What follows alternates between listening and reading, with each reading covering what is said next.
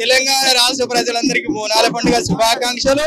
ఆషాఢ మాసం వచ్చిందంటే అమ్మలకు ఎంతో ఆనందమైన పండుగలు. మా శివశక్తులు జోగినీలు అందరూ బోనాలు ఎత్తుకొని అమ్మవారికి ఒడిపియాలు పిల్లెం పల్లెం డోళ్ళ సత్తులతోని అమ్మవారి ఆరగించుకొని ఎత్తెత్త వరుసల బోనాలు తీసుకొని అమ్మవారికి భోజనం అనేది సమర్పిస్తారమ్మా. ప్రతి 27 సంవత్సరాల నుంచి ఈ సంవత్సరం చాలా అద్భుతంగా జరిగింది. ఈ సంవత్సరము సిబ్బంది కూడా బాగా పోలీసు వాళ్ళు కూడా చాలా సహకరించారు. అమ్మవారికి బోనం అనేది అమ్మవారి దగ్గర పోయేదాకా మా ఇంట కంపెనీగా ఉండి అమ్మవారికి సమర్పించేలాగా చూశారు. అందరూ మంచిగా ఉండాలి, సురక్షితంగా ఉండాలని కోరుకుంటున్నానమ్మా. అది పెద్దంబరిపేట. నా పేరు జోగిని నరేష్ అమ్మ అంటారు.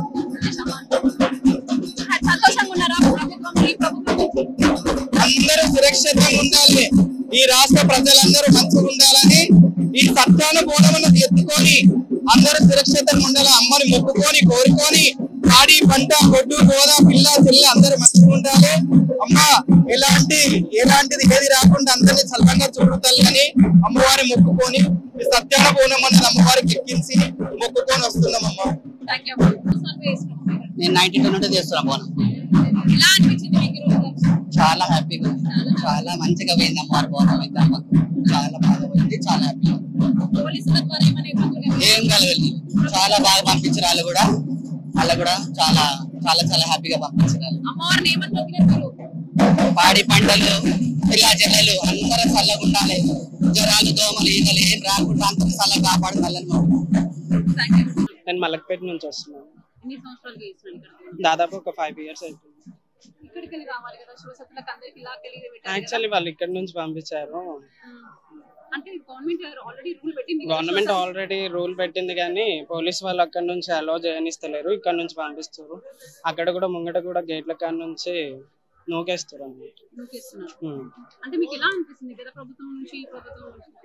ఆల్మోస్ట్ ఈ ఇయర్ అయితే నాట్ బెటర్ దెన్. సాటిస్ఫాక్షన్ లేదు. ఒగ్గోళ్ళని కూడా అలౌ చేయనిస్తలేరు, గేట్లు కూడా మూసేస్తారు, నెట్టేస్తారు. నార్మల్ పర్సన్స్ కి అక్కడనే, మా గాడ్ వచ్చే పర్సన్స్ కి కూడా అక్కడనే.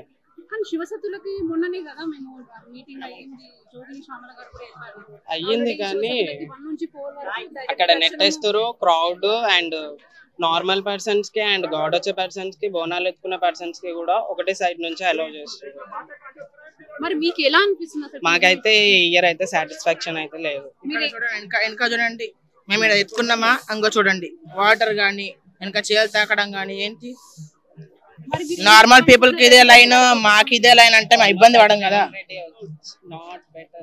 కేసీఆర్ ఉన్నప్పుడు అయినా కొంచెం బెటర్ అనిపించింది ఉండే, కానీ రేవంత్ రెడ్డి ఉన్నప్పుడు అయితే బెటర్ లేదు.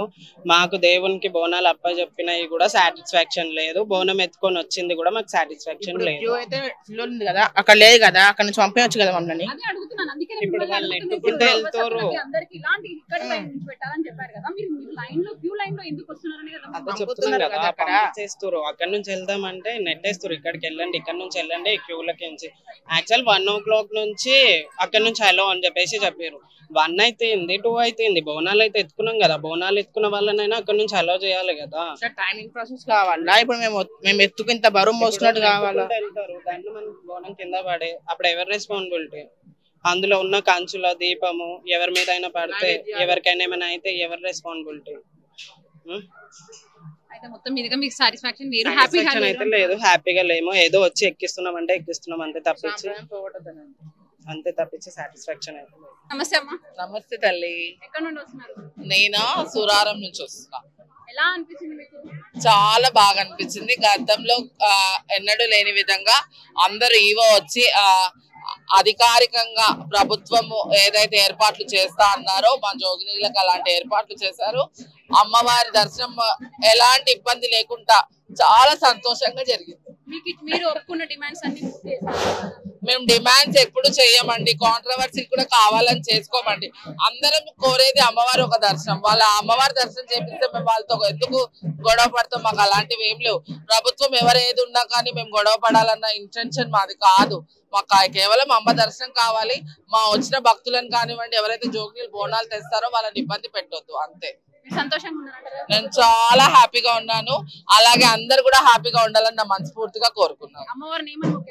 అమ్మవారు ఏమని మొక్కానంటే రాష్ట్రం చాలా సుఖశాంతులతో పాడి పంట గొడ్డు గోదా పిల్ల జల్ల అందరూ సంతోషంగా ఉండాలి. ఈ ఋతువులో ఎలాంటి వ్యాధుల బారిన పడకుండా అందరూ కూడా ఆనందంగా ఉండాలని నా మనస్ఫూర్తిగా కోరుకున్నాను. థ్యాంక్ యూ అమ్మా. ఓకే బెట్ట.